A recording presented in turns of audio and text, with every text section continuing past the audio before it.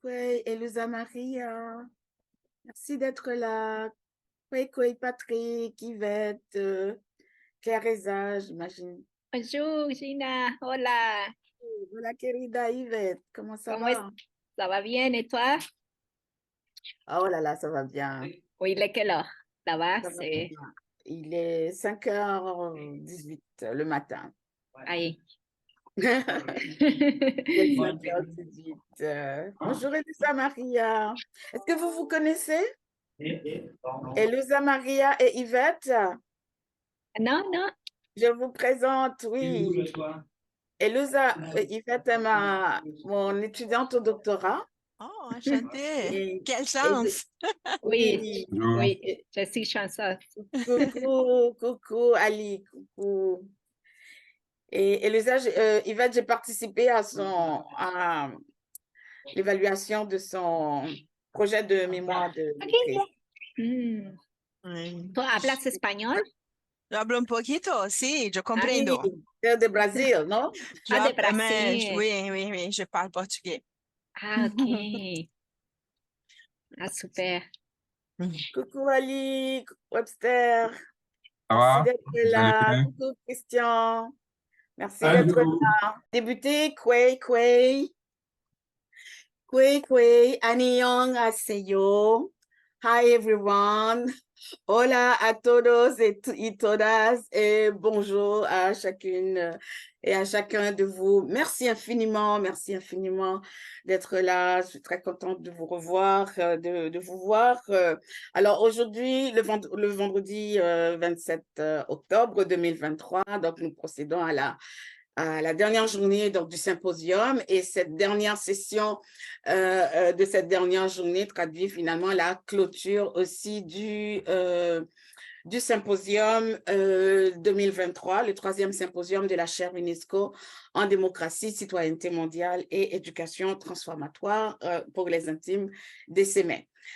Vous comprendrez donc que je ne vais pas vous demander de vous inscrire et de diffuser largement l'événement puisque l'événement prend fin avec notre session littéralement. Cependant, il faut dire qu'il y a une vie, hein, les sessions ont une vie après le symposium puisque tout cela va continuer à vivre, à être partagé sur les plateformes, notamment Facebook et YouTube. Donc, nous vous invitons quand même, malgré tout, à partager les sessions, à les faire connaître à un plus grand nombre aussi de personnes de votre entourage et de vos réseaux respectifs. Alors, pour cette dernière session, donc nous vous convions à ce qu'on appelle l'archéologie du contrat social. En fait, c'est le contrat racial qui se trouve à être l'archéologie du contrat social, ce livre monument, comme on dit, qui nous est arrivé heureusement 25 ans plus tard, mais bon, on est tellement content de le recevoir, on ne va pas se plaindre, traduit en français par Ali Ndiaye, alias Webster. Elusa Maria, si tu veux montrer de nouveau le livre, pour les gens qui ne connaissent pas encore le livre.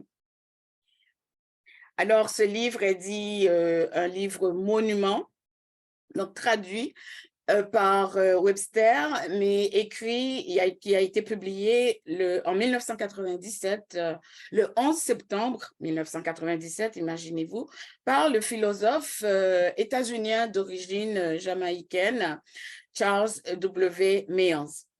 C'est un philosophe, donc philosophie sociale, philosophie politique, donc, et une philosophie, on se rend compte, qui s'inscrit d'emblée dans la perspective décoloniale pour faire un lien avec notre session d'hier, à laquelle a participé également Webster.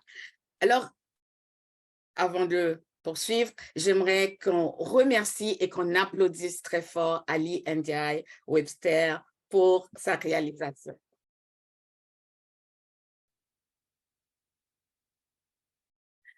Merci infiniment. Je pense que nous sommes, en tout cas, moi je le suis et je suis sûre que vous l'avez été également et que d'autres personnes vont se joindre à nous en lisant le livre parce qu'on veut faire connaître le livre aussi. Hein? C'est le but aussi de la session. Quelle rencontre déterminante que cette rencontre entre Ali Ndiaye Webster avec Charles W. Mills. Quel lien généalogique nécessaire entre eux que ce livre monument qui nous provient donc, en français 25 ans plus tard. Pour participer à ce dialogue avec Mills et Webster, pour participer à ce dialogue, nous avons invité trois passionnés. Christian Bizima. Christian Bizima est un citoyen, son pays d'origine, un citoyen qui s'intéresse à la géopolitique et qui est épris de justice sociale. Christian vit au Canada et il est d'origine, il est du Burundi. Moi, j'ai oublié de me présenter. Gina Tézé, professeure citoyenne qui vit au Canada et qui, elle, son pays d'origine est Haïti. Notre homme orchestre à la chaire, Patrick Minko, coordonnateur de la chaire et coordonnateur du symposium.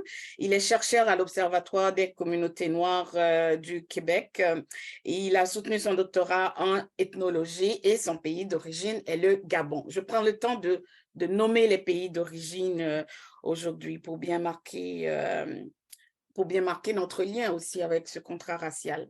Paul Carr, professeur en sociologie de l'éducation à l'UQO et titulaire de la chaire UNESCO des CEMES. Son pays d'origine est le Canada, je pense que je peux le dire comme ça. Et son pays de cœur, je pense, est Cuba, pour ceux qui ne le savent pas. Et notre cher Webster, bon, je pense qu'il se passe de présentation, mais quand même, c'est un historien, doublé d'un rappeur, doublé d'un activiste social et artistique, écrivain et maintenant traducteur. Il se présente comme étant un Sénébec. J'aime bien ce néologisme. Et donc, il a deux pays d'origine, à la fois le Sénégal et le Québec, Canada. Bien sûr. Alors voilà, avant de... je vais, séance tenante, donner la parole à Webster de manière à ce qu'il puisse prendre le temps de nous présenter le livre. Qu'est-ce que c'est que ce contrat racial et comment a été cette rencontre déterminante avec Charles W. Mills et comment est-ce qu'il vit cette généalogie qui le lie désormais à Charles W. Mills, qui nous a quittés malheureusement en 2021, alors même qu'il venait tout juste d'écrire l'introduction à la seconde édition de son livre 25 ans plus tard. Alors, la parole est à toi. Merci, Dina. Webster. Bonjour, bonsoir à vous toutes et tous. Patrick, Christian, Paul, je suis content d'être avec vous sur ce panel pour pouvoir discuter du contrat racial. Donc, en fait, je suis tombé vraiment par accident sur le contrat racial. Il y a de ça 3 ans maintenant, en 2020, j'étais invité dans le cadre de l'UNESCO à participer à un panel sur l'impact de la COVID sur les communautés racisées. Et puis, je voulais travailler sur le racisme dans le milieu médical d'un point de vue historique.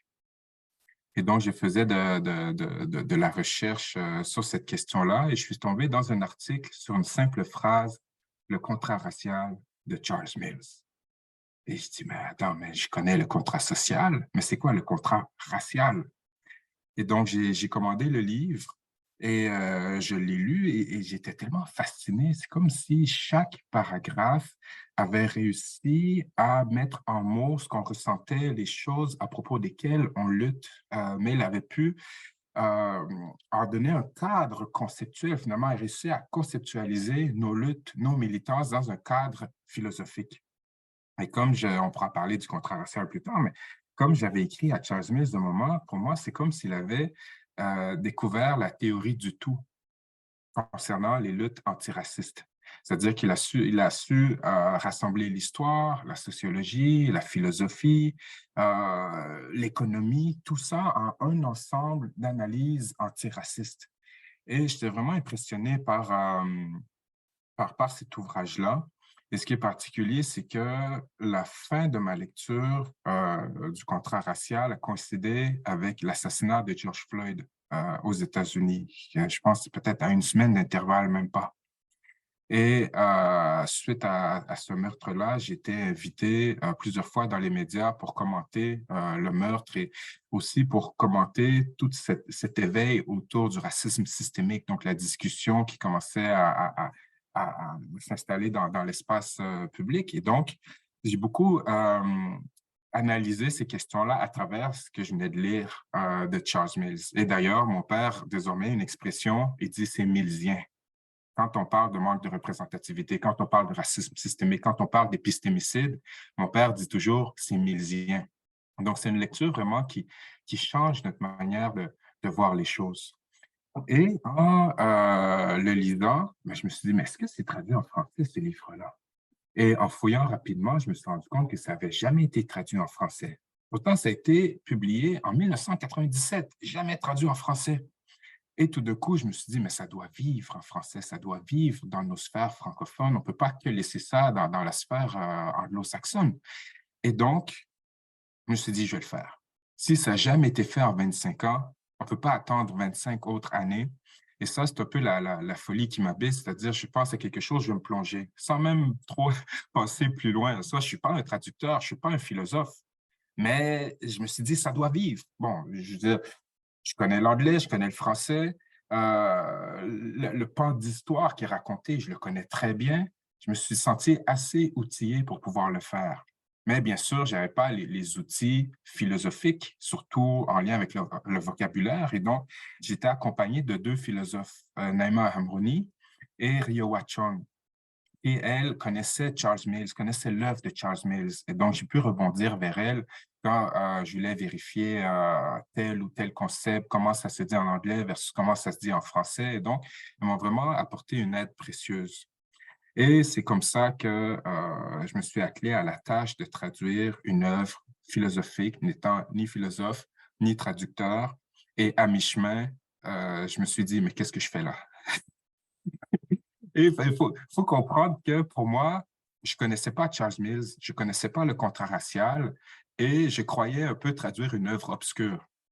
Jusqu'à ce que je croise des philosophes et que je leur dis, j'ai traduit le contrat racial de Charles Mills et le visage disait tout. Ça comme, oh, pour vrai, t'es en train de faire ça. Oh, wow! Comme ils étaient contents que ça puisse vivre en français, mais j'ai compris l'importance, comme on dit, l'importance du bonhomme et l'importance de l'œuvre. À ce moment-là, une fois que j'étais en plein dedans, et là, j'ai eu un stress. J'ai dit, mais là, je dois respecter l'œuvre, je dois être en mesure de rendre hommage à cette œuvre-là. Et donc, j'ai vraiment eu un stress, mais un stress que finalement, j'ai canalisé pour essayer d'en faire quelque chose de précis et rigoureux.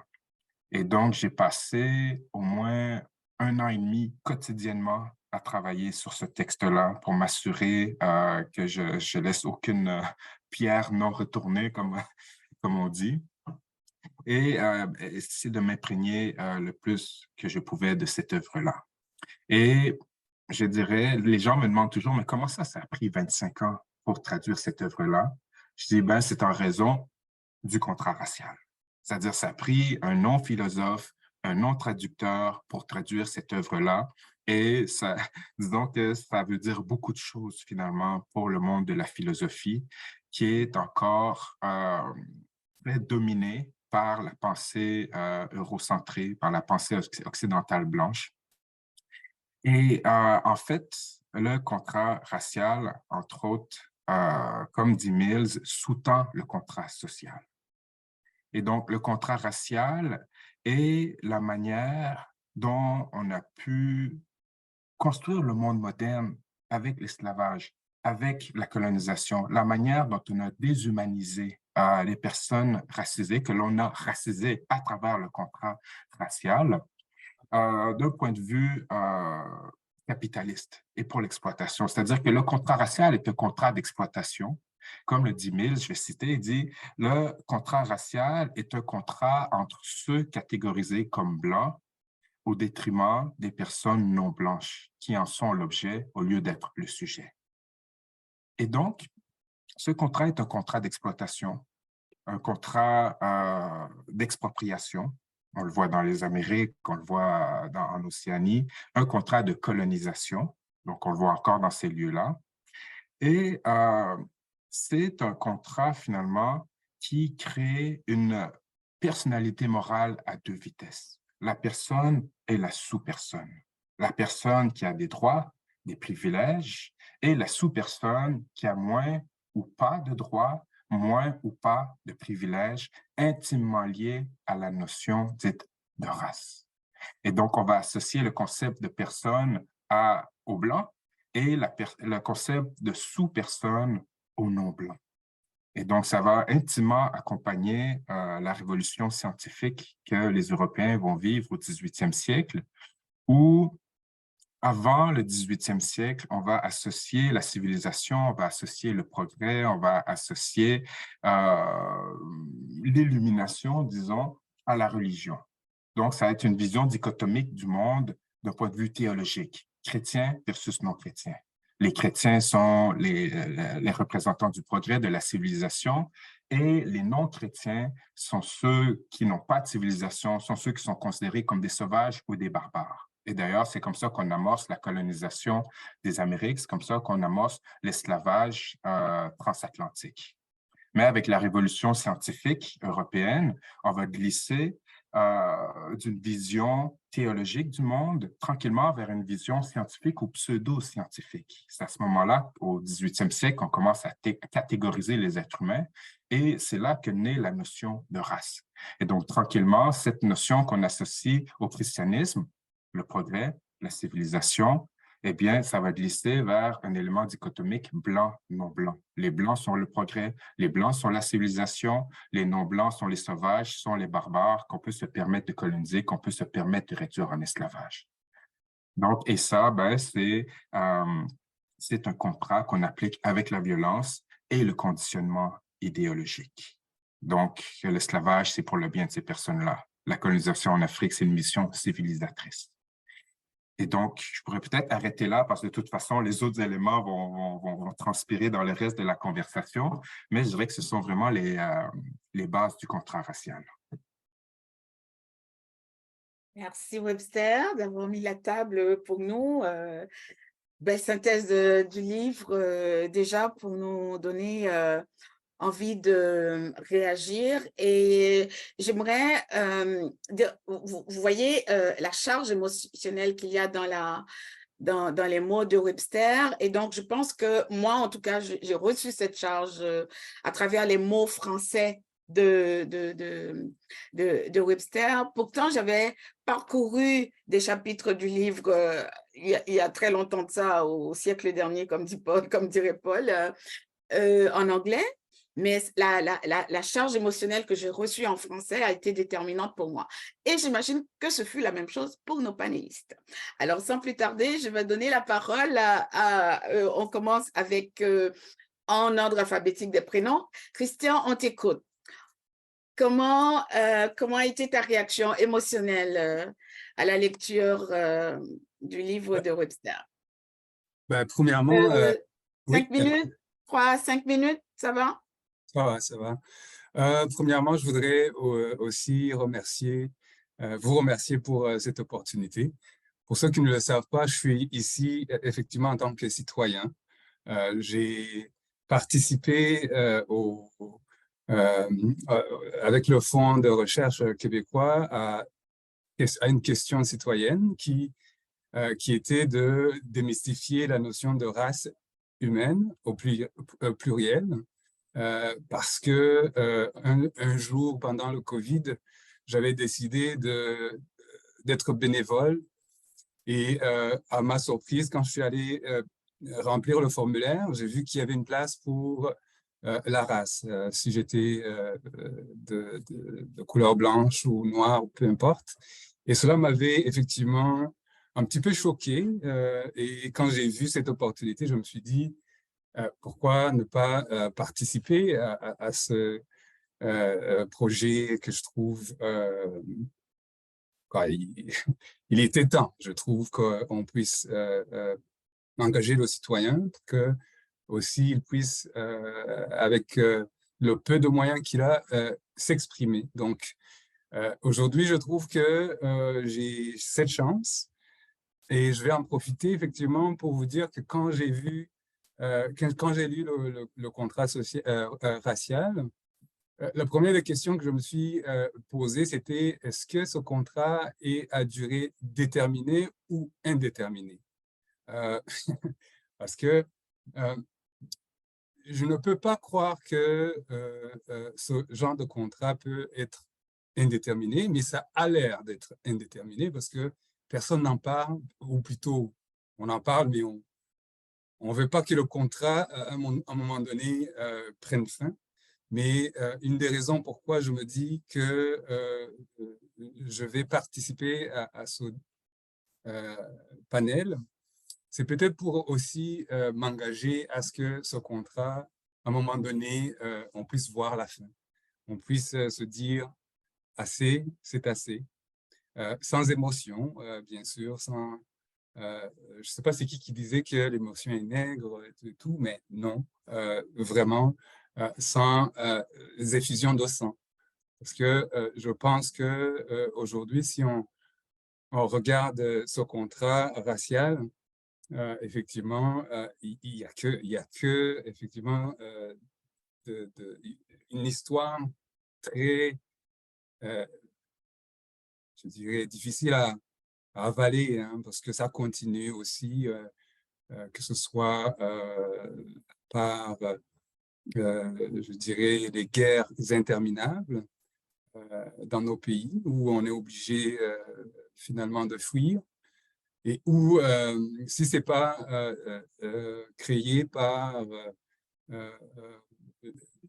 l'Occident, c'est notre ignorance parce qu'on a des dirigeants qui, malheureusement, ne pensent pas nécessairement au bien-être de sa population. Donc, le contrat social, racial, pour moi, ça m'a aidé finalement à comprendre propre situation, c'est-à-dire celle de mes parents, grands-parents, et j'ai pu même aller très loin jusqu'à mon arrière-grand-père qui était un administrateur colonial et qui a épousé entre guillemets, il a eu 3 enfants, dont mon grand-père, et une fille qui, à 4 ans, a été ramenée par son père belge et qui a vécu toute sa vie en Belgique et qui n'a jamais connu ses parents maternels. Et à l'inverse, mon grand-père qui, lui aussi, n'a jamais connu ses parents ou famille du côté de son papa. Donc, tout ça m'a ramené à essayer aussi de comprendre les relations qu'on a avec le métissage. Ça m'a amené à essayer de comprendre, par exemple, pourquoi quand on a un parent d'origine africaine, on est automatiquement catégorisé non blanc et par conséquent, on peut subir les mêmes, je dirais, conséquences que les non-blancs peuvent subir malgré qu'on on est, je dirais, une partie de soi qui soit blanche entre guillemets, parce qu'il n'y a pas de blanchitude ou de noirceur pour ce qui me concerne, mais c'est juste un humain finalement qui existe grâce à soit l'amour entre 2 humains, mais qui malheureusement ont été catégorisés comme blancs ou noirs. Donc, dans mon avancement dans tout ça, j'ai voulu justement même poser la question à mon ami Webster qui, comme il nous l'a dit, lui-même et des deux, je dirais, ce qu'on appelle métissage, mais québécois et sénégalais. Et ma question pour lui, vu que moi-même, je me pose cette question, quand j'étais en Afrique, souvent on m'appelait Mzungu parce que Mzungu veut dire blanc, mais je ne suis pas blanc, je suis bien d'un d'être blanc, tout simplement parce que j'avais une chevelure qui était différente des leurs. Et je voulais poser la question à Webster si lui trouve aussi un peu la même situation où il s'est vu confondu à être catégorisé, hein, où il ne savait pas dans quelle situation, dans quel groupe social il voudrait se faire accepter finalement. Donc, si je peux répondre à cette question, je pourrais peut-être plus tard te poser d'autres questions par rapport à ça. Oui, ben, brièvement, le métissage. Tu réponds à leur website. OK, d'accord. Oui, Vas-y. donc le métissage, j'ai envie de dire en Occident, la catégorisation se fait d'elle-même à travers la socialisation. C'est-à-dire que tu as beau te poser la question, tu es catégorisé comme étant noir de par ton phénotype. Et donc, il y a un rappeur à la Claire Ensemble, Ken Lo, qui est métissé aussi, qui a dit une phrase, une fois, ça fait longtemps, dans une de ses chansons. Il dit « Désolé, maman, mais je suis noir à 51%. » C'est-à-dire que le métissage, la manière dont tu es socialisé, ben, tu es perçu comme étant noir, tu es traité comme étant noir. Même si tu es né ici, tu es perçu et traité comme étant un immigrant. Donc, toute ma vie, on m'a posé la question « Tu viens d'où? » Tu vois? Et donc, pour moi, je me suis toujours identifié plus à mon africanité qu'à ma blancheur, tu sais, ma blancheur génétique. Mais tu vois, quand je vais au Sénégal, bon, on ne m'appelle pas Muzungu, mais on m'appelle Toubab. Ouais. C'est la même chose, c'est blanc en Wolof, tu vois? C'est ça. Et je suis comme, mais attendez, non. Mais donc, c'est ça le métissage finalement. Et je parlais avec quelqu'un qui me disait, tu sais, tu n'es pas 50% de un ou 50% de l'autre, tu es 100% des deux.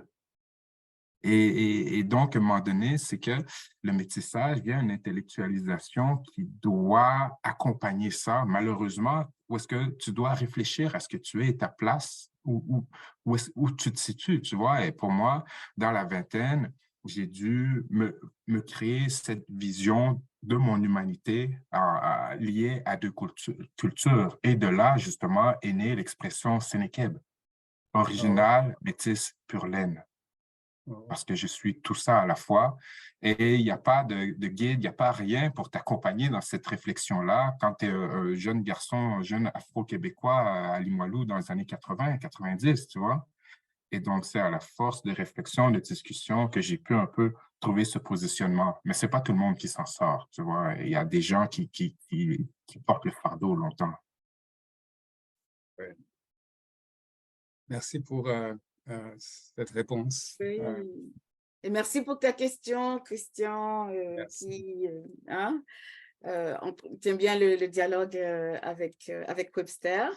Ben justement, on va passer à un autre passionné de la question. Patrick, comment as-tu réagi émotionnellement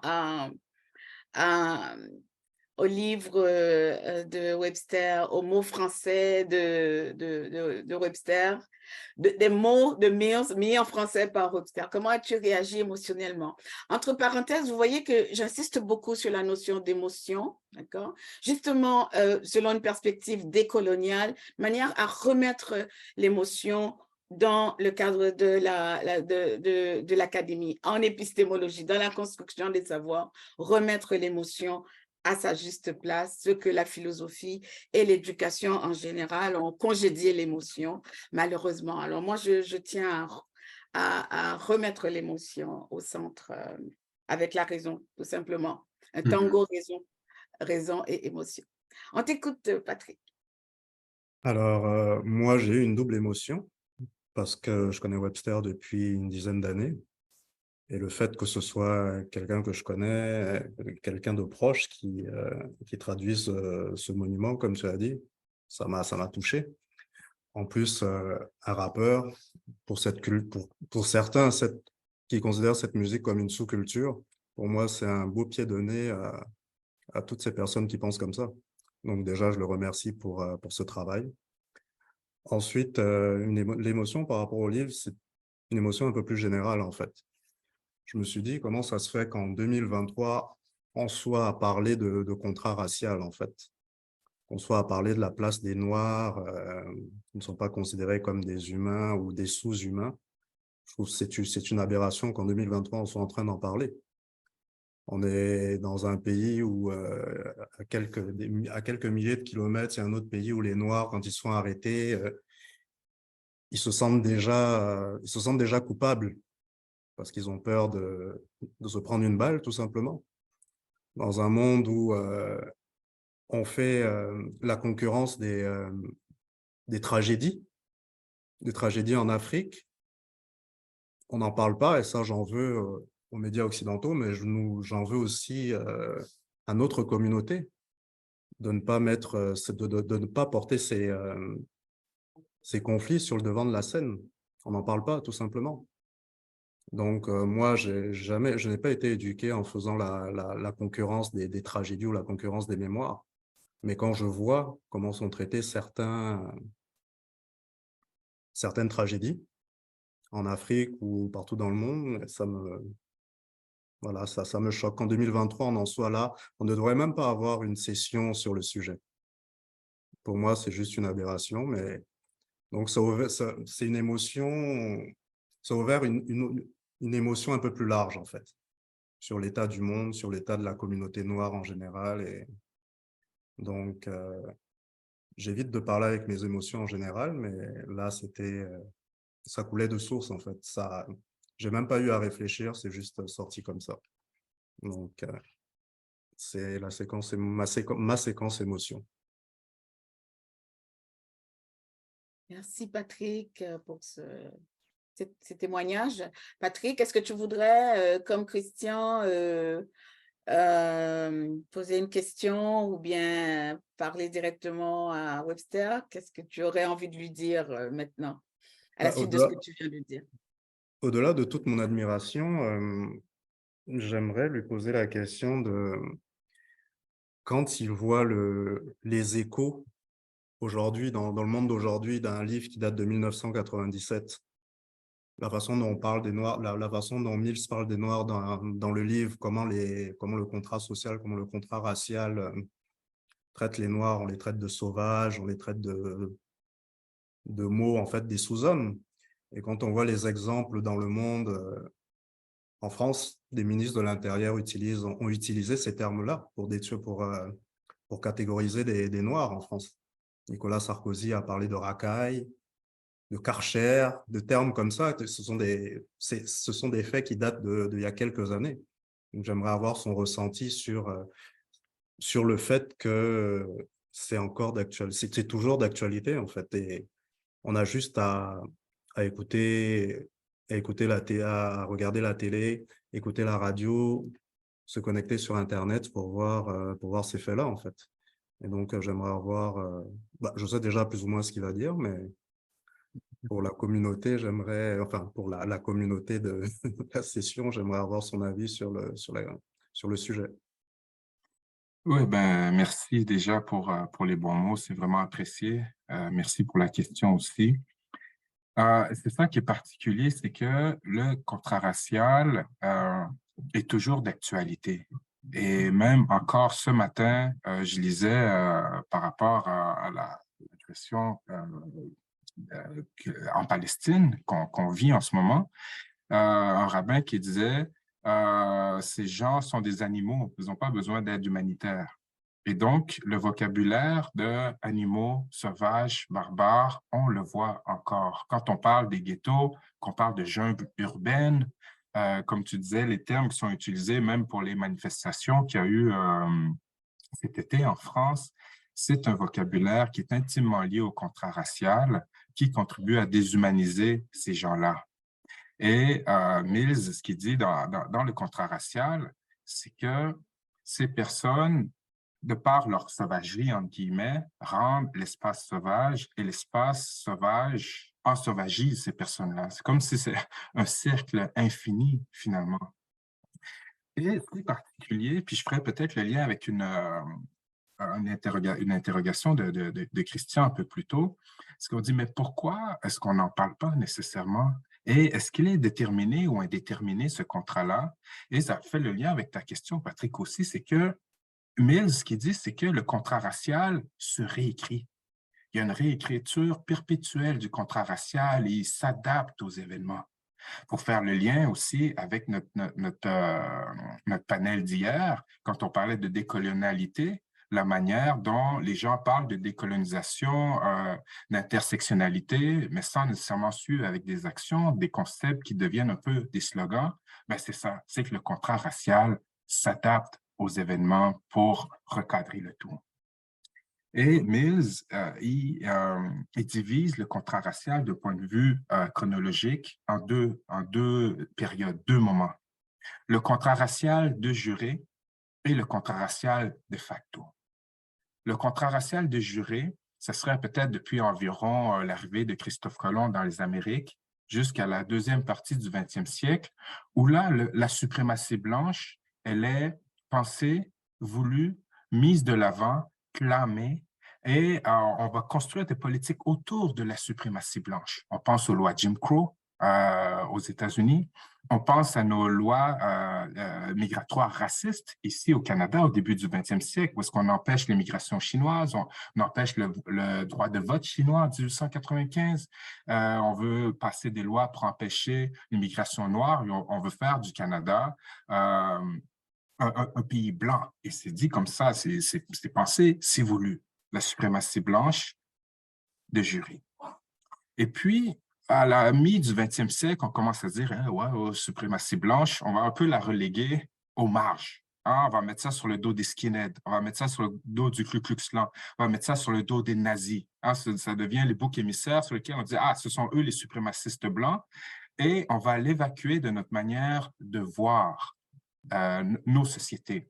Donc, la suprématie blanche, de facto, c'est effacé de la discussion, mais on vit quand même dans l'héritage de la manière dont la société a été construite. Donc, quand on parle de privilèges blancs, quand on parle de racisme systémique, tout ça s'est construit dans la suprématie blanche de juré.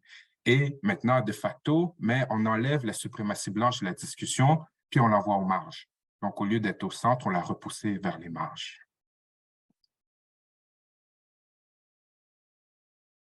Merci Webster pour la réponse et merci Patrick d'avoir partagé cette émotion avec nous.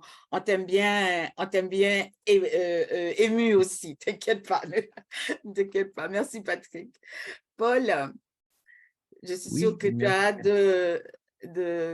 d'être en conversation avec Webster aussi. On t'écoute. Merci beaucoup Gina, merci Christian, Patrick, Webster, tout le monde. Enfin, c'est un sujet qui m'interpelle depuis un certain temps et j'ai beaucoup aimé le livre. Avant de parler du livre, j'aimerais juste dire quelques mots. C'est que on vit dans un monde où on se croit fondamentalement bien et gentil et démocratique.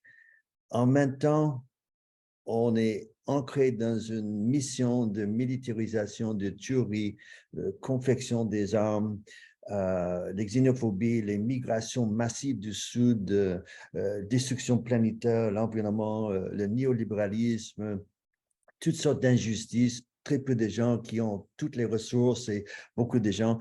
Donc, ces paradoxes et contradictions, je pense, c'est quand même ou s'infuse dans la notion de ce contrat racial.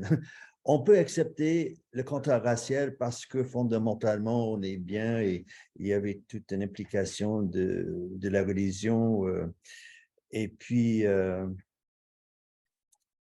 Voilà, je pense que finalement, les dialogues sont nécessaires. Quel type de dialogue? Des dialogues sans violence, et je pense que l'éducation est fondamentale, mais on doit vraiment revoir notre manière d'habiter pour avoir de l'amour, la solidarité.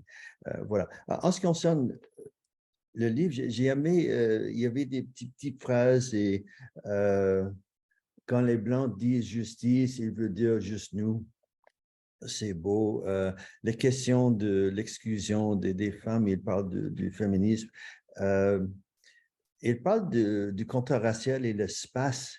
Et il n'a pas dit nécessairement comme ça, mais je l'ai compris comme tel. Quand on parle de l'espace et la racialisation, on ne veut pas le dire, mais c'est plus évident dans certains endroits que d'autres. Et je ne veux pas vilifier les États-Unis, c'est un exemple, c'est un pays, mais c'est un pays qui se présente comme le pays le plus démocratique sur la Terre et comme tel. Mais c'est tellement évident la racialisation résidentielle, sociale, culturelle, éducationnelle. Et j'ai enseigné 5 ans aux États-Unis, j'ai été un petit peu frappé parce qu'on en sait beaucoup des États-Unis au Canada, mais on n'est pas expert. Mais quand tu habites là, où tu habites, voilà, ça détermine toutes sortes de relations et je pourrais en parler, mais c'est pas. Mais quand on parle de l'espace, on parle de l'exploration. Les Blancs voyagent, ils font la conquête, la découverte des Autochtones, la doctrine de la découverte de l'Église catholique. Et ils font l'exploitation. Si vous allez dans des églises au Pérou, mon Dieu, on pourrait refaire le monde entier avec l'or et l'argent. Et ils envoient tout ça en Europe, au Vatican. Le Vatican pourrait peut-être éliminer la pauvreté sur la terre avec l'or. On parle de l'expropriation, on va en Amérique latine jusqu'à maintenant, et le Canada est très connu, c'est l'extraction minière. On parle de l'extermination, on extermine, on a des génocides contre des peuples, et puis voilà, les gens comme, avec la peau comme ça voyagent, on est des expatriés, des éclairés, on est là pour aider. Les gens qui ont la peau plus foncée, ils sont quoi, des sans-papiers, des illégaux, des demandeurs d'asile, des réfugiés, des migrants. Donc, en même temps, c'est beau de penser qu'on ne voit pas la couleur. C'est beau de vouloir vivre en paix, mais en même temps, c'est fou de ne pas accepter que les gens de couleur, globalement, ressentent beaucoup de pression, sinon on n'aurait pas le profilage racial. La police m'a jamais arrêté juste aveuglement, mais parce que je conduis, mais les jeunes noirs, ça arrive souvent. La question aussi de l'universalité de cette entreprise. Et je me souviens, il y a quelques années au Brésil, on était là, colloque, et on a parlé, on a eu une petite fête avec des gens. Il y avait une jeune de race noire. Et je voulais lui parler comme ça. Et je dis, mais comment ça va, les relations avec la police? Est-ce que ça va bien? Parce qu'on parle un petit peu l'extérieur au Brésil, c'est bien. Et on ne se parlait pas vraiment la même langue, mais il m'a fait comme ça. Donc, c'est la même chose aux États-Unis. Et ça ne va pas dire que tous les Noirs en tout temps vont être tabassés, mais en Norvège, en France, ce que j'ai aimé, parce que je connais un petit peu moins, mais la philosophie comme domaine, comme discipline, était, je ne sais pas, réfractaire, mais c'était difficile et toutes nos idées pour tout le monde ont été façonnées par Rousseau et toute la philosophie occidentale et ces questions-là, l'individualisme, tout. Il y a Molefe Santé qui écrit sur l'afrocentricité et c'est pas facile d'accepter. Hein, si on est très croyant et on te dit non, non, il n'y a pas de Dieu et puis on croit que fondamentalement on est bien et c'est il dit que puisque la suprématie blanche n'est pas reconnue, la justice sociale est marginalisée sur le plan thématique. Le résultat, la théorie de la justice sociale libérale occidentale blanche du dernier siècle, demi-siècle. C'est très intéressant. Et c'est ça, on ne peut pas en parler. Et je ne sais pas si mes étudiants sont là, mais j'en parle dans mes cours et parfois, il faut en parler, je pense, pendant 6-7 semaines, des vidéos, des discussions, des textes, des dialogues, des machins. Ce n'est pas une question de porter un jugement, ce n'est pas une question de miser sur la honte ou la culpabilité, c'est néfaste. Mais il y a toujours parfois des étudiants qui disent, mais c'est quoi le lien entre le racisme et ce cours et l'éducation? Pourquoi on en parle? Je dis pas que... Je dis tout simplement que c'est offensant parfois dans une société où on dit le contraire. Et je sais que c'est enregistré, alors j'espère que ça ne va pas avoir des retombées, mais le Québec, semble-t-il, c'est la seule juridiction au monde où il n'y a pas du racisme systémique. C'est quoi l'effet? L'effet, c'est que les systèmes éducatifs, les enseignants, les facultés d'éducation, les intervenants ne peuvent pas parler de ça.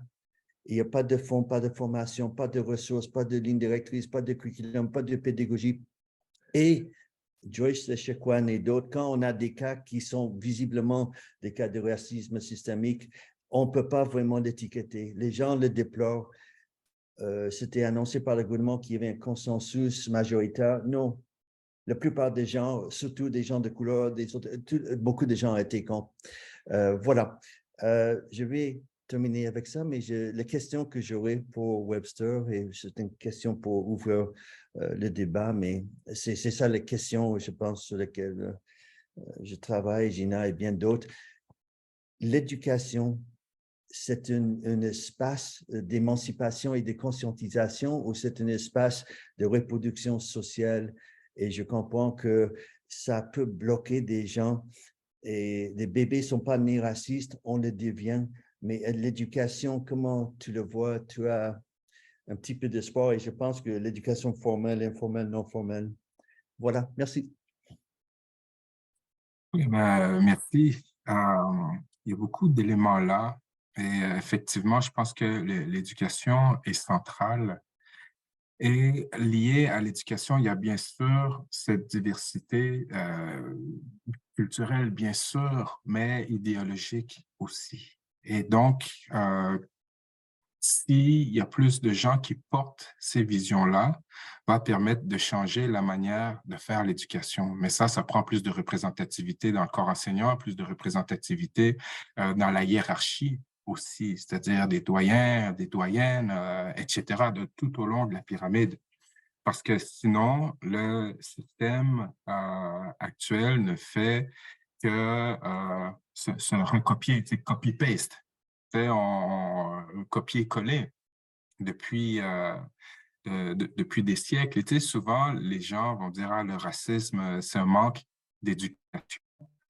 Mais il faut se rappeler que ce sont des intellectuels qui ont donné naissance à la notion de race et qui ont porté le racisme.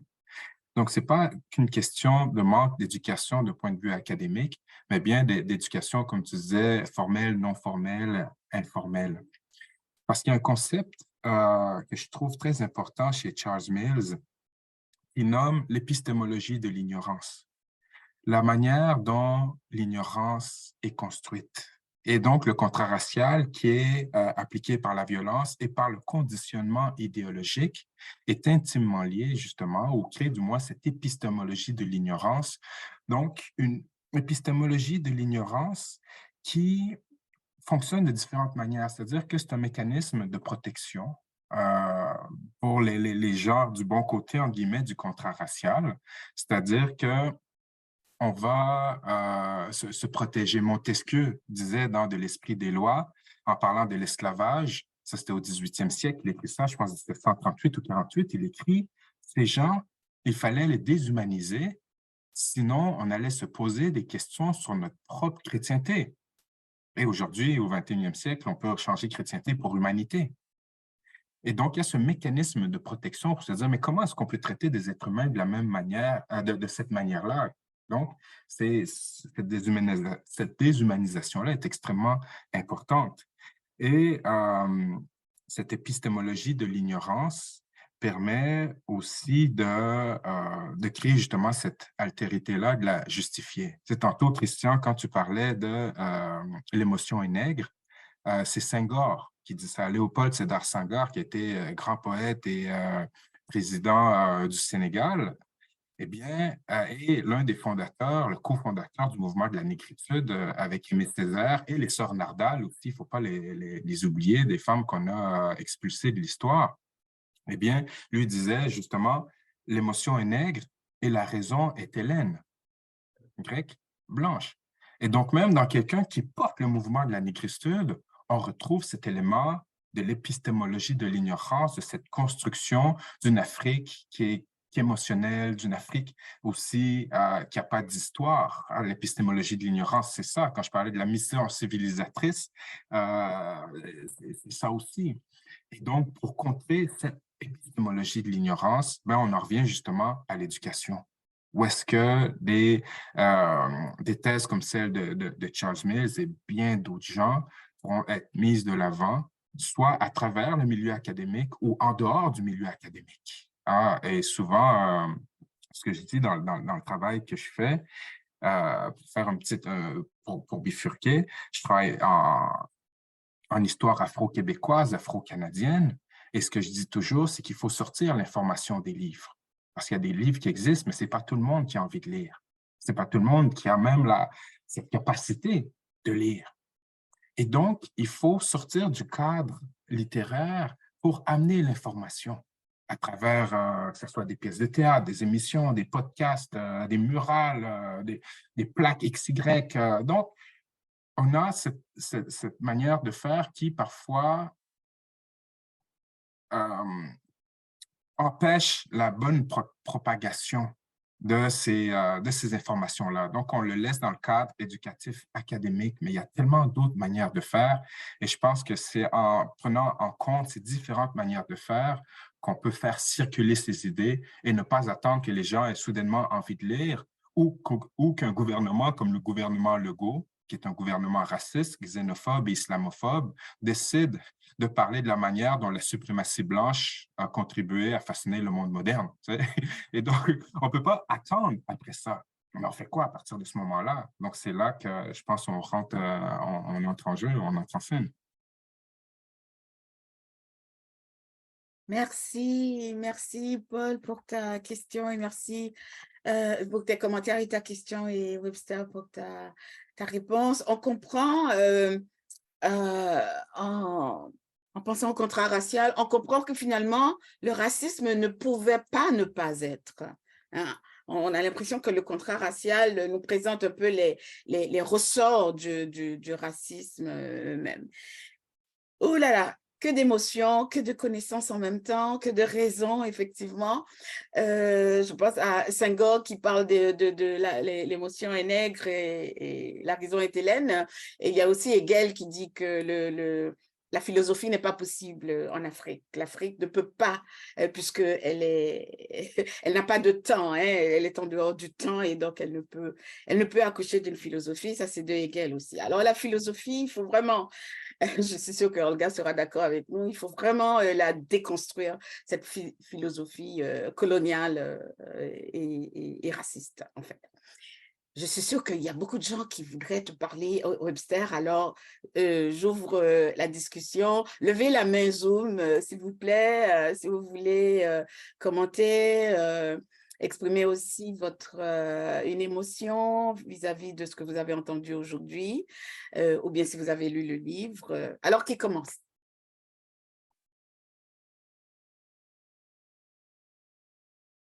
L'émotion prend du temps. Je pourrais peut-être, je n'ai pas levé la main, mais Oui. suite du silence, pour justement poser la question à mon frère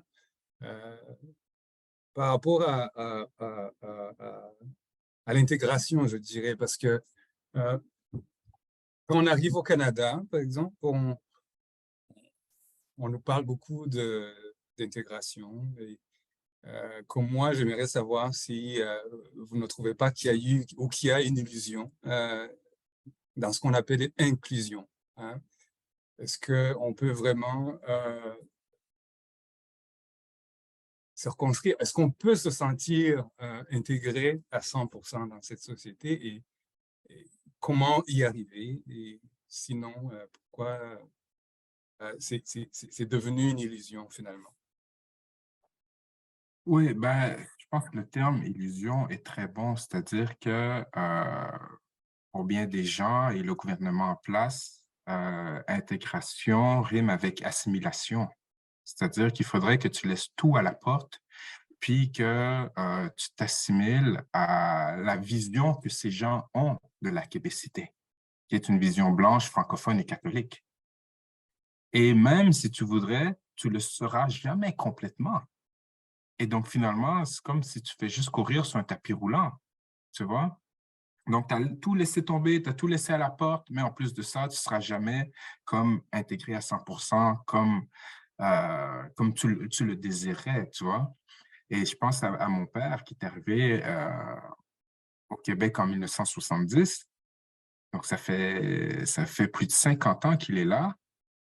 Et on lui dit encore, tu sais, nous, ici au Québec, c'est comme ça qu'on fonctionne. Tu vois, comme lui, il enseignait au cégep et les étudiants lui disaient, des jeunes étudiants de 18, 19 ans, lui disent, ouais, mais tu sais, nous, au Québec, il dit, mais hé, attends, je suis plus québécois que toi. J'étais là, t'étais même pas né 2 fois. Tu vois, j'étais là, tu sais, toutes les luttes, le PQ, j'étais là quand le PQ est né, là. Tu comprends? J'étais là lors des 2 référendums. J'ai tout vu ça, j'étais là. Et tu veux me dire comment le Québec fonctionne? Donc, dans l'esprit de bien des gens, dans la conscience et l'inconscience collective, souvent la québécité va rimer avec blanchité. Et le français va rimer avec blanchité aussi. Et donc, il faut sortir de cette vision passéiste du Québec, ce que j'appelle cette vision groutiste. Lionel Groulx et même les autres historiens avant lui, on pense à Benjamin Sult, à François-Xavier Garneau, qui avait cette vision liée à la notion de race, de pureté raciale. Donc, il faut sortir de cette vision passéiste du Québec pour nous regarder comme nous sommes aujourd'hui. Et ça revient au travail dont je parlais quand tu es métissé, tu as ce travail que tu dois faire pour mieux comprendre où tu te situes d'un point de vue local et planétaire aussi. Et je pense qu'on a ce travail-là à faire en tant que collectivité au Québec et se désengager de cette vision intimement liée à la blanchité. Merci, Webster. Merci pour la question aussi, Christian. Oui, Paul, tu veux intervenir? Ensuite, Sabrina. Mais je peux laisser commencer peut-être Sabrina avant. Sabrina, d'accord. Sabrina, on vous écoute. Merci, c'est gentil. Bonjour à tous. Je voulais dire, Webster, merci pour le travail incroyable que tu as fait en traduisant cet essai. Je voulais en fait rebondir un peu sur ce qui avait été dit pour que tu puisses nous définir un peu c'est quoi la blanchité au juste. On a parlé de blanchité, mais comment tu la définirais ou comment Mills la définirait? Merci. Oui, merci pour la question parce qu'en fait, la blanchité est un système de pouvoir qui d'abord a été lié au phénotype blanc. Donc, un pouvoir qui était des privilèges qui ont été accordés aux Blancs. Mais ce que Mills dit, il faut faire la différence entre blancheur et blanchité. La blancheur, le phénotype, la blanchité, le système de pouvoir. Parce qu'il y a des Blancs qui militent contre la blanchité. Ce qu'il dit, c'est que lui, il les appelle les traîtres à la race ou les renégats blancs. C'est-à-dire que le contrat racial est un projet politique et on peut lutter contre. Et donc, les Blancs naissent avec leur nom sur le contrat racial, et ça leur appartient de le biffer. Et à partir du moment où les gens militent contre le contrat racial, quand ils se positionnent contre, ben, ça leur permet de biffer leur nom. c'est renégat blanc. Et il donne des exemples comme ça, et on en connaît même à notre époque. Donc, c'est de faire la différence entre blancheur et blanchité. Et il y a des personnes racisées, des personnes non blanches, qui sont des chantres de la blanchité aussi. Donc, des personnes non blanches qui vont porter le projet de la suprématie blanche, qui vont porter le contrat racial en elles, lié intimement à ce conditionnement idéologique-là. Parce que pour faire le lien avec la question de Christian, si tu veux naviguer, être cautionné par le système, ben, ce que Mills dit, c'est que tu dois signer cette entente à mal interpréter le monde. Et donc, tu vis des choses, mais on te dit, François Legault te dit, il n'y a pas de racisme systémique, mais tu vas sortir et dire, il n'y a pas de racisme systémique. Mais dans ta chair, tu le sais, tu le sens, mais de point de vue épistémologique ou d'opportunisme tout simplement, ben, tu vas dire, tu sais quoi, il n'y en a pas. Et donc, la blanchité est ce système de pouvoir lié à la blancheur historiquement, mais qui peut être porté par des personnes racisées et qui doit être combattu par des personnes blanches.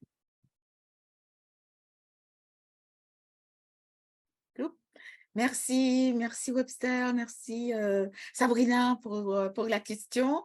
Donc, je vois une main levée, c'est celle de Olga. Vous restez avec nous parce que j'ai réussi à aller chercher quelques minutes de plus, étant donné que c'est notre dernière session et qu'on aimerait beaucoup vous entendre. Alors, restez là, nous poursuivons le dialogue avec Webster. D'accord? Olga, on t'écoute. Oui, merci Gina. Merci beaucoup Webster. En tout cas, depuis hier, je me régale. Et comme je disais à Gina ce matin, j'étais impatiente de cette séance. Merci beaucoup pour les différentes interventions. Moi, j'ai une remarque à faire, une remarque à 3 volets. Et donc, peut-être que ça va nous permettre aussi d'avoir des éléments factuels à proposer dans nos différents systèmes éducatifs. On a parlé de l'émotion. Donc, en disant l'émotion est nègre, effectivement, Léopold Sédar Senghor le disait. Et ce que je constate dans nos milieux académiques et surtout philosophiques, on a l'impression que l'émotion est une faiblesse. Le vrai philosophe viril, scientifique, c'est celui-là qui ne fait pas part de l'émotion parce que c'est synonyme de vulnérabilité. Or, c'est ce qui fait, c'est le propre du fait d'être humain, c'est aussi inhérent à notre humanité.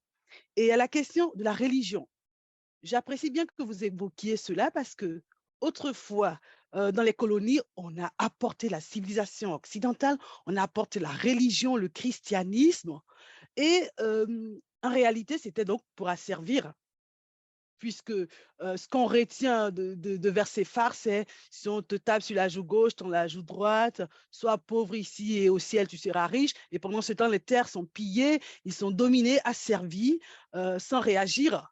Mais aujourd'hui, cette même religion qui a été apportée autrefois dans les colonies en Afrique, ici, au nom d'une certaine laïcité, elle est à proscrire. Donc, selon le milieu, l'environnement, le terrain, waouh, c'est une bonne chose, on vous force à l'accepter, mais selon un autre contexte, ah non, non, non, c'est une mauvaise chose. Voilà, et le troisième point, c'est l'éducation. Alors, quand on parle d'éducation, au final, le modèle et l'idéal, je pense que nous avons tous retenu et peut-être imprimé dans notre esprit pour lequel il nécessite une déconstruction mentale, c'est le modèle occidental, mais qui est basé sur quoi? Un récit, un roman national.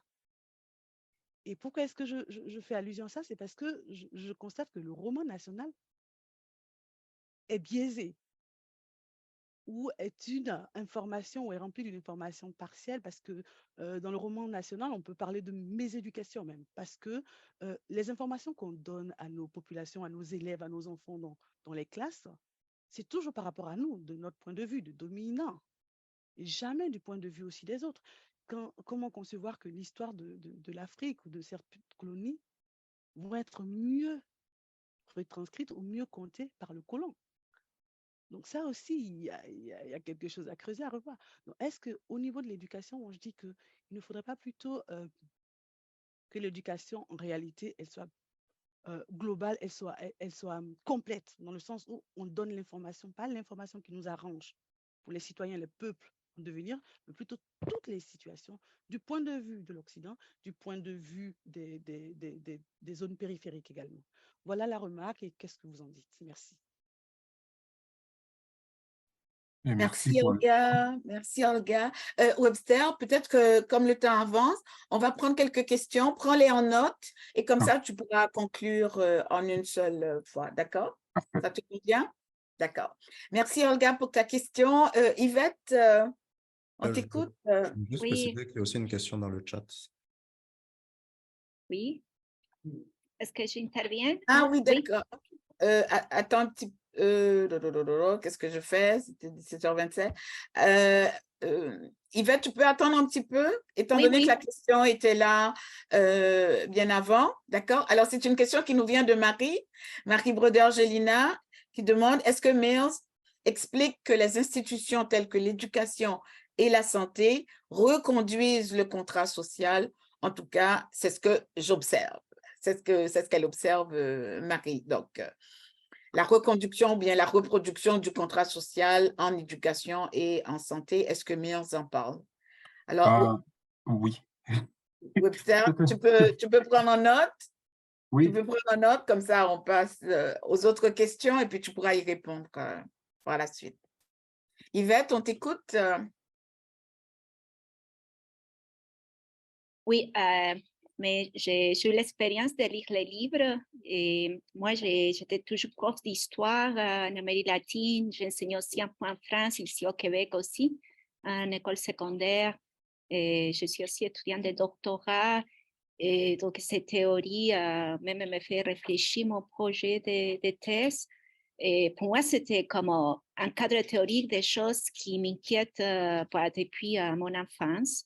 Et j'ai grandi au Chili, je suis canadienne, nouvelle citoyenne ici au Québec aussi, avec un parcours aussi difficile pour les personnes d'éducation. Ici, il y a beaucoup comme un discours qu'on a une pénurie d'enseignants, mais la pénurie, c'est de l'organisation. Il y a beaucoup d'ignorance.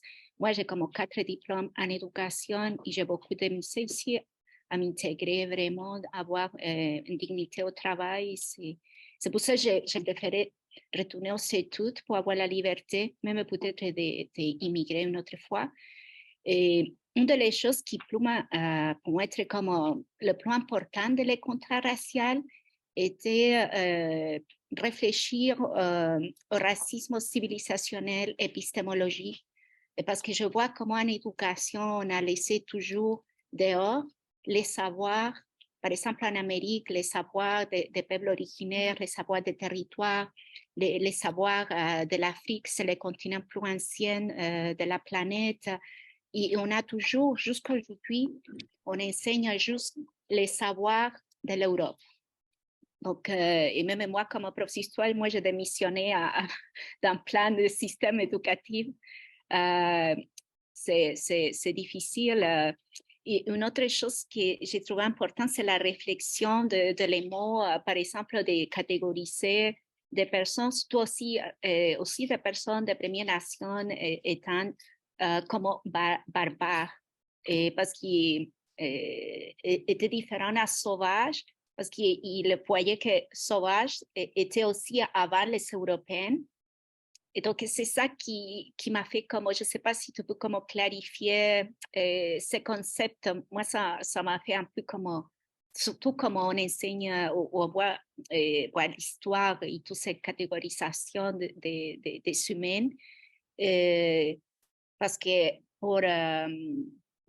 dans ces discours racistes, les personnes comme barbares possèdent un savoir inférieur, comme les personnes des Amériques, des peuples originaires, et qui étaient différentes à personnes comme sauvages.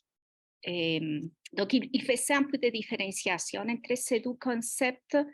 Et oui, l'autre chose que j'aimerais clarifier à partir de la blanchitude, comme les choses qu'on ne peut pas voir de la blanchitude, je pense aussi qu'on le voit beaucoup à l'éducation, les médias aussi, c'est la mythification de les personnes blanches, mais aussi d'une culture qu'on reconnaît très bien parce que c'est le même discours des 100 cycles. Donc, Et aussi qu'on voit ces rénovations. Donc aussi, j'aimerais savoir comment tu vois ces rénovations des discours racistes ici au Québec, parce qu'après la pandémie, on voit en Amérique latine un néofascisme fort. Je ne sais pas comment ici il y a ces rénovations. Et les discours, par exemple, néofascistes en Amérique latine étiquette tous ces types de nouvelles épistémologies, tous ces réveils mondiaux aussi de peuples minorisés, infériorisés, comme étant porteurs d'idéologie, comme que ce n'est pas eux qui apportent l'idéologie fasciste, sinon les autres. Donc, c'est ça la façon qu'ils utilisent pour reprendre le pouvoir en Amérique latine. Je ne sais pas comment si tu vois une façon ici au Québec. C'est ça, c'est deux choses. Merci. Hein? Merci Yvette pour ta question. Tu prends note, Webster? Oui. D'accord. Est-ce que quelqu'un d'autre voudrait s'exprimer, poser la question? Ah oui, Paul, excuse-moi, je t'avais oublié. Vas-y, Paul. C'est bon, merci. Webster.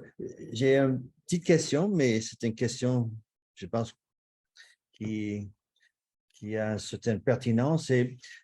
Mills parle des jeux statistiques et on peut parler des enjeux des collectes de données. Et il y a un débat, et Christian l'a touché au début, et est-ce qu'on devrait considérer, même s'il y a une construction raciale d'identité de la race, est-ce qu'on devrait considérer l'origine raciale des personnes? En général, est-ce que c'est valable? Mais dans une société racialisée, construite pour et par le racisme, où les gens ont certains désavantages ou avantages à cause de la race, est-ce que c'est pertinent? Si on voit le niveau d'incarcération pour les autochtones, les personnes de race noire, le profilage racial, si on voit le statut social et dans l'économie. Et puis, c'est compliqué parce que quel mot? Minorité visible, par exemple, à Toronto, d'où je viens, 55% des gens sont des gens qui ne sont pas de race blanche. Alors, qui sont les minorités visibles à Toronto? Donc, il y a des gens 4, 5, 10 générations qui ne sont pas de race blanche. Ils sont beaucoup plus canadiens que moi, je ne pouvais jamais espérer être. Donc, quelle est la terminologie? Minorité visible, ce n'est pas intéressant. Minorité racialisée, est-ce que c'est la couleur de la peau? Je vous donne juste à Toronto, dans la commission scolaire de Toronto, on collecte des données sur la race depuis les années 80.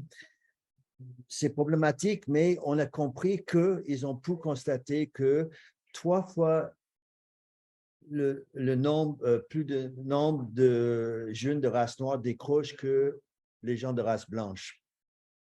Qu'est-ce que ça veut dire? Ça veut dire que ce n'est pas que les Noirs ne sont pas capables, compétents, mais ça veut dire qu'il y a un problème systémique. Comment on peut l'aborder? On peut avoir des écoles afrocentriques, on peut changer les curriculums, on peut engager des gens, mais si on annonçait que 3 fois le nombre de Québécois de race blanche décrochaient que les gens d'origine haïtienne, on dirait c'est une crise, c'est un traumatisme. Donc, comment on peut aborder? La question, c'est que devrait-on faire pour collecter des données? Si on ne collecte pas des données, on pourrait dire qu'il n'y a pas de racisme systémique, point. Mais si on collecte des données, aussi problématiques que ce soit, on pourrait constater que peut-être il y a certains désavantages, comme Yvette vient d'illustrer. Voilà, ça c'est ma question. Merci. Il y a du bruit, je vais fermer le micro. Merci, Paul. On va prendre une toute dernière question pour Webster et puis ensuite lui donner le temps d'y répondre pour pouvoir conclure notre session. Alors, qui meurt d'envie de parler, de témoigner, de poser une question à Webster? Non? Oui? On y va? Une fois, 2 fois, 3 fois. Elisa Maria? Oui. Une question, j'avais bien compris. Allez-y, Elisa. Et en fait, c'est pas une question, mais c'est immédiatement après avoir lu les contrats raciales, j'ai vécu une situation ça me dérangeait profondément au point de me faire arrêter de faire mes analyses sur ma recherche pour écrire un article là-dessus pour me vider de la situation. J'étais dans un espace et deux personnes sont arrivées, un homme et une femme, et me demandaient quelque chose et j'ai commencé à répondre et chacun ont commencé à prendre mes cheveux d'un côté. Oui, comme ça, c'était une agression tellement profonde. Et elle disait, la madame, elle vraiment, l'émotion, elle disait, touche, touche, touche, c'est des vrais. Et, et, et, et, et je venais de lire cette livre et j'ai parti parce que je n'étais pas capable de répondre, de répondre à cette agression que j'ai subie. Tellement elle était intense et j'ai commencé à réfléchir pourquoi que j'ai fui au lieu de dire ne me touche pas, tu n'as pas le droit de me toucher, comment quelqu'un ose faire quelque chose pareil et j'ai pensé beaucoup à ce contrat racial qui est tellement intense que si par hasard j'ai décidé de crier et faire un scandale que quelqu'un osait m'agresser de cette façon. Et la première chose que quelqu'un me dirait, c'est « Ah, c'est une immigrante folle qui doit s'expliquer. » C'était moi la personne qui devrait s'expliquer d'avoir vécu une agression à ce niveau. Et cette lecture, ça m'est rendu tellement intense que je m'assis pour écrire la situation vécue et en plus relationner comme c'est tellement intense, ces contrats. Encore aujourd'hui, est tellement vivant que je me suis tout. Et c'est intéressant parce que moi, je suis toujours armée. Je suis toujours prête pour la réponse. Et c'était une situation qui me fait simplement rester, wow, je suis partie de la situation. Je ne pourrais rien dire. Mais c'est seulement de ça que, et ce livre, il parle avec moi. On se parle tout ce temps et merci beaucoup pour ce beau travail. Merci. Merci. Wow, merci à toi, Elisa Maria, pour ce témoignage. Vous voyez comment l'émotion contient beaucoup de connaissances, beaucoup de savoir dedans. Hein? Alors, Olga est d'accord. Olga est d'accord. Webster, tu vois ce que tu as suscité chez les quelques personnes que nous sommes et chez combien d'autres encore. Alors, est-ce que tu es prêt à répondre à toutes ces questions? N'oublie pas aussi la question de Marie Brodeur concernant la reconduction du contrat racial en éducation et en santé également. Alors, la parole est à toi, Webster. Merci, écoutez, merci pour vos questions. C'est ta faute, tu as su. C'est la faute de Mills. Vas-y. Merci pour le témoignage aussi, Elisa. Écoutez, toutes vos questions, c'est pratiquement une conférence en soi, là. Il faudra rajouter 1 heure de symposium pour la réponse. Mais je vais essayer d'y aller succinctement. Olga, concernant ta question en 3 volets, émotion, religion, éducation, je pense que notre manière de percevoir l'émotion dans le milieu académique, puis ça revient à la question, on en a parlé hier, je pense qu'effectivement, c'est dans cette manière très eurocentrée de voir la production et la transmission de connaissances qui est liée finalement à la manière dont l'Europe s'est construite d'un point de vue de conscience-inconscience liée à la philosophie. C'est-à-dire qu'il y a comme une division entre l'émotion, l'esprit et le matériel. On revient à Platon, hein, Platon qui avait le monde des idées, puis le monde physique qui est finalement un peu la reproduction imparfaite de ces idées-là. Eh bien, ça a continué à se construire de cette manière, ce qui fait que finalement, on a vu en Europe le monde de deux manières. L'émotion, la raison, le spirituel, le physique, tandis que dans d'autres cosmogonies, partout ailleurs dans le monde, les deux sont intégrés les unes dans les autres. Et donc, l'émotion fait partie de la réalité, l'esprit fait partie du physique aussi. Tu sais, on le voit dans la manière des Autochtones de voir les arbres, les rivières, les roches, les montagnes. Et donc, il y a d'autres manières de voir, de faire, de vivre le monde. Toutefois, avec la colonisation, l'Europe a imposé sa manière de voir, de vivre, de faire, que ce soit d'un point de vue politique, que ce soit d'un point de vue académique, philosophique. Et donc, on va associer la philosophie, la production de connaissances à l'Europe. Et comme je ne sais plus où je disais ça, mais quand ce sont des Européens, des Occidentaux, des Blancs, on va parler de philosophes. Quand c'est des personnes non blanches qui font ce travail intellectuel, on va dire que ce sont des sages. Soit on va parler des sagesses africaines, des sagesses autochtones, et on ne va pas parler de philosophie autochtone ou de philosophie africaine. Mais pourtant, c'est la même démarche intellectuelle de vouloir comprendre le monde. Et donc, mais ça, c'est un legs colonial aussi.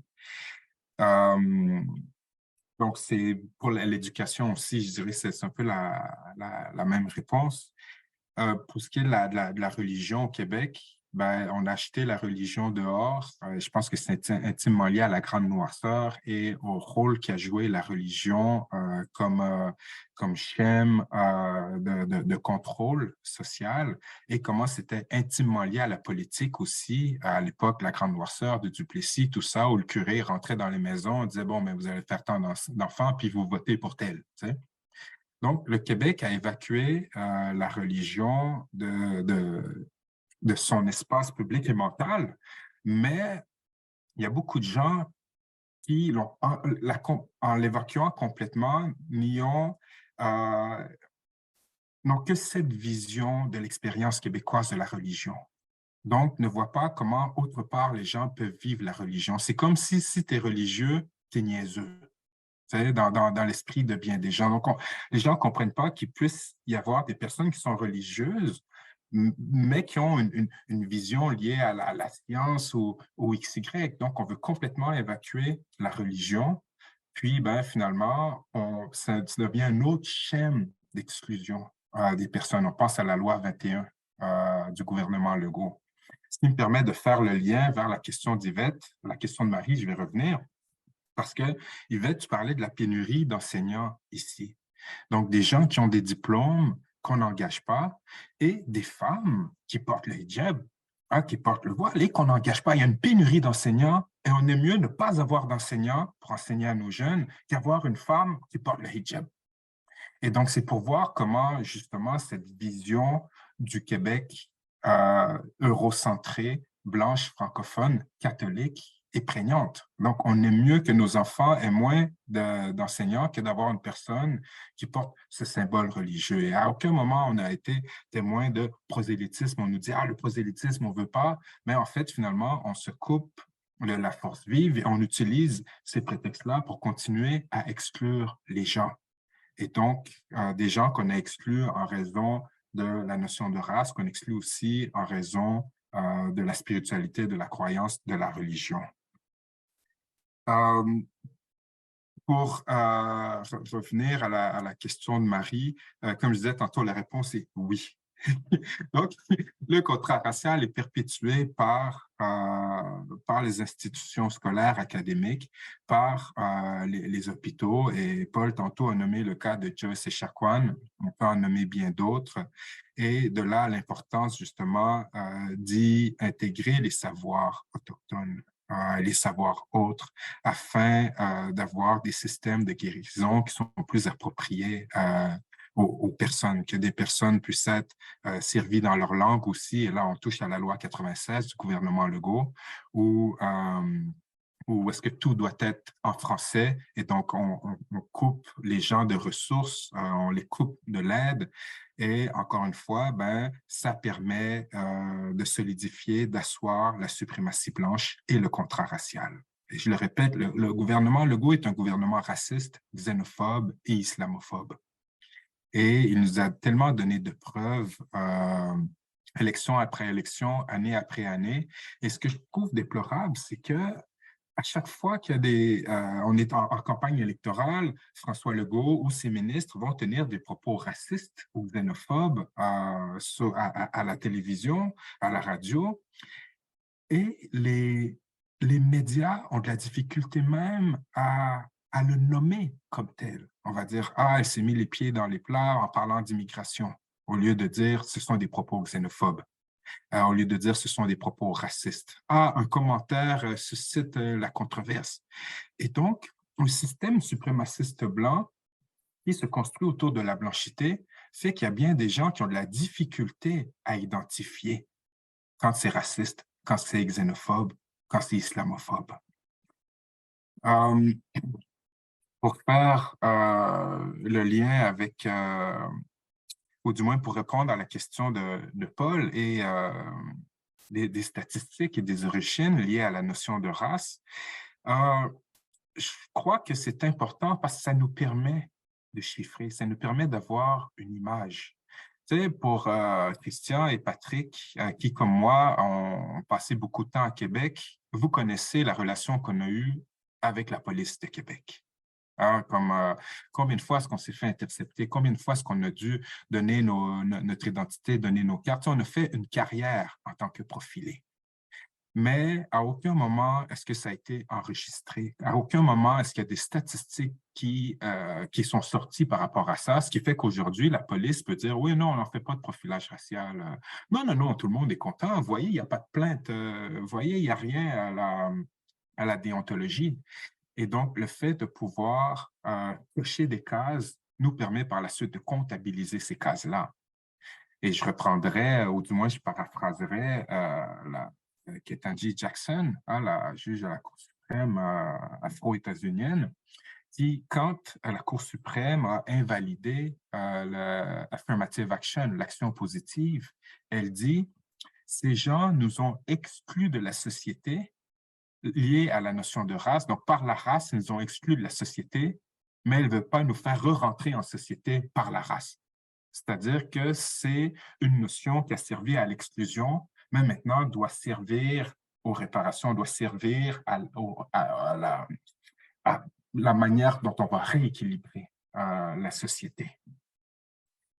Et pour répondre au témoignage d'Elisa, je comprends ta réaction et à un moment donné aussi, on a des mécanismes de survie, c'est-à-dire qu'on doit survivre avant toute chose, on doit naviguer avant toute chose, on doit savoir comment se positionner nous-mêmes pour nous-mêmes avant même de ces réactions, tu sais.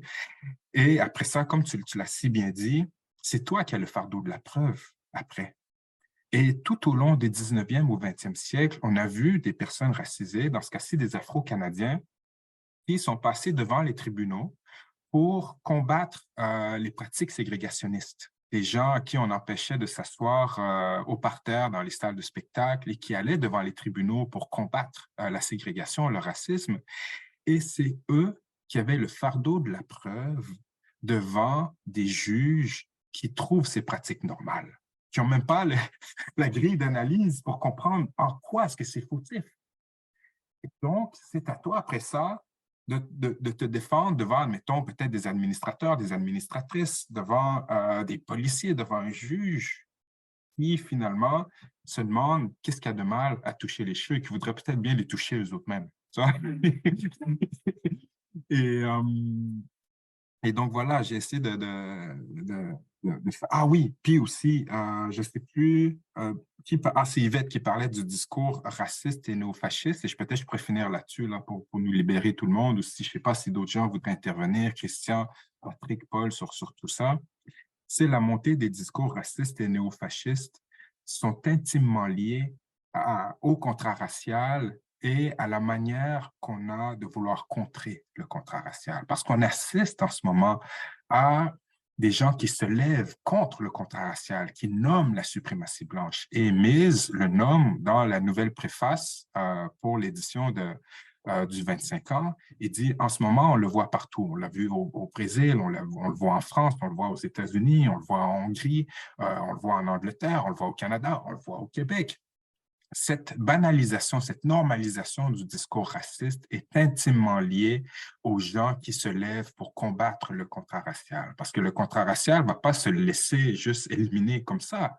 Et donc, les gens dont la vie est intimement liée, leur confort est intimement lié aux privilèges blancs, ben, je pense à nos chroniqueurs et chroniqueuses dans l'espace public, je pense à nos gouvernements, eh bien, ils ne peuvent pas juste laisser tomber leurs privilèges comme ça. Et donc, des gens dont le système a été construit autour de leur blanchité, ben, il y a une réaction. Parfois, ils ne savent même pas pourquoi ils réagissent. Il y en a que oui, il y en a que non. Mais on remet en question le système même, on remet en question la suprématie blanche, on remet en question ces privilèges-là. Et bien sûr, ça donne des gens qui se disent, ben, l'Amérique, c'était mieux avant. Make America Great Again. Ou encore, pour reprendre le slogan de campagne de François Legault, rendre la fierté aux Québécois. Et donc, les gens qui ont une vision d'un supposé passé doré, ben, ce passé-là, les femmes étaient dans la cuisine, les Noirs étaient dans les ghettos, puis l'homme blanc était au centre de la vie politique, économique et sociale. Et c'est ce qu'on est en train de vouloir renverser, c'est ce qui fait peur aux gens, et c'est ce qui est intimement lié à la montée du fascisme et du racisme d'un point de vue planétaire.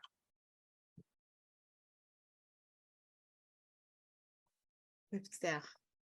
Est-ce qu'on peut, d'un commun accord, envoyer un cœur à Webster, s'il vous plaît? Réaction, tout le monde ensemble, un cœur à Webster. Merci. Et voilà, voilà. Merci infiniment, cher Webster, pour ce livre monument. Mais ce livre monument traduit, je pense, par